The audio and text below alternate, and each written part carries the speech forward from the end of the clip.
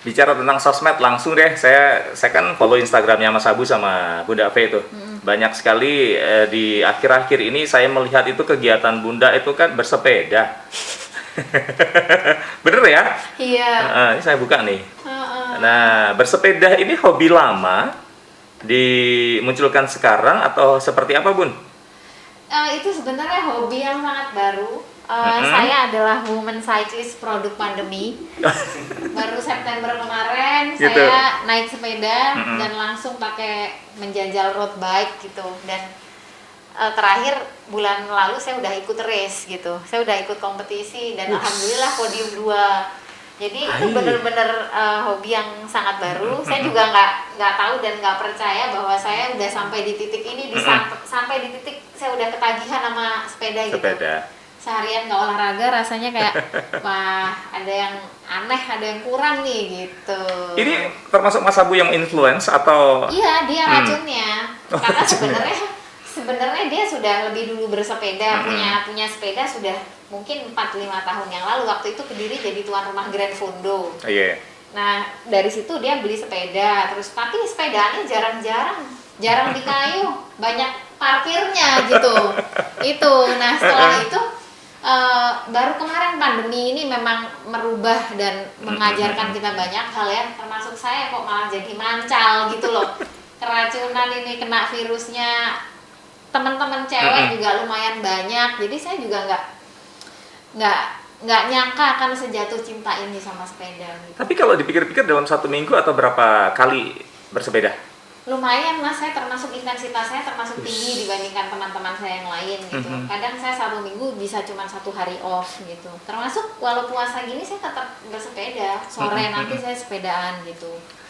Waktu Bunda V ini kan termasuk mungkin banyak, bukan hanya Mas Abu yang waktunya disita untuk masyarakat, termasuk Bunda V juga kan. Jadi ngatur waktu buat keluarga gimana, Bun?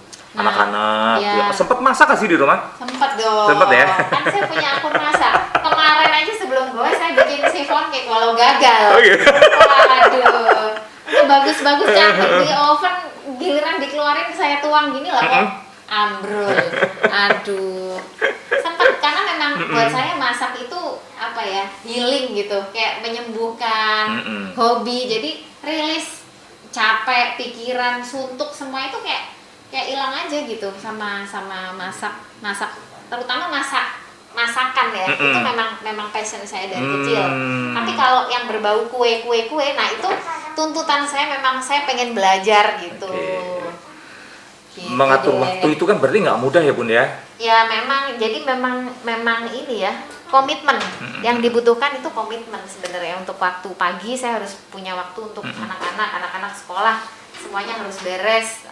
Kalau sejauh saya masak dan apa-apa kan saya masih di rumah, anak-anak masih terjangkau kalau saya di dapur, anak-anak di ruang tengah. Terus kalau kayak kegiatan gitu misalnya yang mungkin saya ngajak anak-anak, biasanya dia saya ajak gitu biar dia tahu, oh ibunya itu bekerja, oh bekerjanya itu kayak gini gitu. Jadi ibunya bukan cuma jadi istri wali kota, ongkang-ongkang kaki, diem. Nah, biar dia punya pandangan bahwa perempuan itu harus bekerja gitu, apapun levelnya.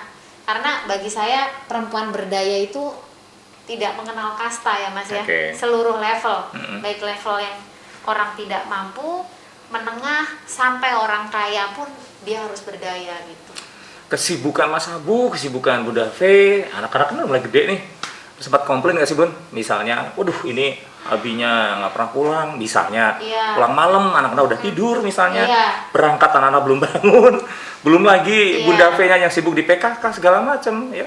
Gimana? Sempat nggak? Memang ada titik-titik itu. Kalau belakangan sih udah termasuk enggak ya, karena pandemi ini kegiatan udah termasuk berkurang. Jadi ritmenya agak cenderung normal sebenarnya, berangkat pagi, pulang sore gitu. Ya walau malam kadang tiba-tiba ngilang aja, nggak tahu kemana tuh, udah anak-anak nggak nyari, yang dicari ibunya. Ya udah hafal. Anak saya yang besar itu sampai kalau tidur nggak bau saya kayaknya nggak bisa tidur gitu. Ini yang besar yang mana, Bun? Yang itu. Ya. Berapa tahun, Bun? SD kelas 1, 7 tahun. Kalau sakit yang dicari ibunya, gitu. bukan bapaknya. Memang. Jadi ya itu ritme kerja sekarang sudah mulai mulai nggak terlalu padat lah, ada waktu buka juga bisa di rumah seperti itu. Tapi mereka pasti lebih dekat sama Bunda atau sama Mas Abu juga? Sama aja sih sebenarnya deket. Kalau yang nomor 2 tuh kalau tidur mintanya malah sama bapaknya. Kalau yang nomor 1 itu mintanya sama ibunya gitu. Bun, bicara tentang Hari Kartini, kita balik lagi flashback dengan Hari Kartini. Ada banyak hal yang mungkin tadi Bunda sampaikan bahwa memang belum 100% cita-cita Kartini itu kan tersampaikan atau tercapai begitu. Nah, melihat generasi muda sekarang, khususnya nggak jauh-jauh lah di wilayah Kota Kediri, ini kaum perempuannya seperti apa sih, Bun?